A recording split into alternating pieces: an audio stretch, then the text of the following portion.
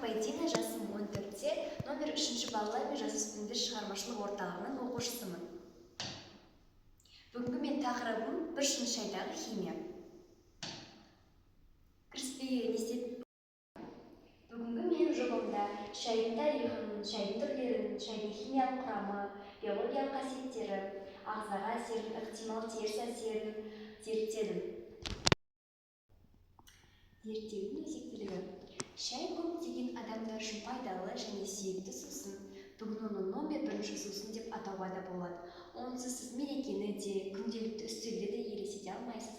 Шамамен есептеулер бойынша бұл жер бетіндегі 2,5 миллиард адам үшін негізгі сусын. Шай алғаш рет 5000 жыл бұрын Қытайда ашылған. Оны император Шай Юнның кездейсоқ ашқан. Енді қысқаша шайдың түрлерін келіп кетсек, шай өсімдігі түрі бойынша Қытай, Ассам, Камбоджа, шығу тегі бойынша Қытай, Үнді, Цейлон, Жапон, Үріс түрі.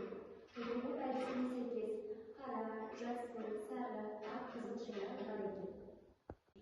Шайдың құрамын зерттей келе, ақуыз заттар 25-29%, қант 3-5%, кофеин 2-4%, минералды заттар 4-7%, экстративті заттар, танин, Е және С витаминдері бар екен. Шай жапырағын өңдеу процесінде оның химиялық құрамында айтарлықтай сандық және сапалық өзгерістер болады. Бүгінгі таңда піскен шай жапырағынан шайдың дәмі, хош иісі мен түсі сияқты қасиеттерін анықтайтын 130-дан астам түрлі заттар мен қосылыстар табылды. Шайдың жасыл жапырақтарында 72-82% су және тек 10-28% қатты заттар. Дайын шайда керісінше судың үлесі 3-7%, ал қатты заттарда 94-97% құрайды.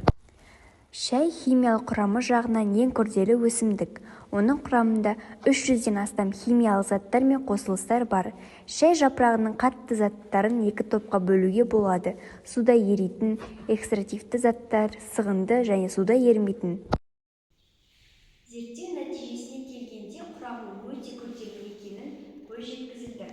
Және сондықтан шамадан тыс қызыл етіп шай ішпеуге кеңес береді.